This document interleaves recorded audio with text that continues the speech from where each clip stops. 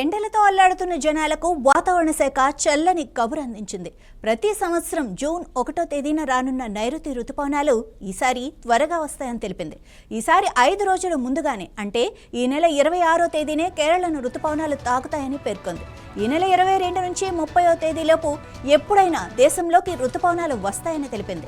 వాతావరణ శాఖ 21 ఏళ్ల నుంచి చెబుతున్న అంచనాలు దాదాపు ఖచ్చితంగా ఉన్నాయి. ఈసారి కూడా అంచనా కూడా నిజమైతే ప్రజలకు, ముఖ్యంగా రైతులకు తీపి కబురని చెప్పాలి.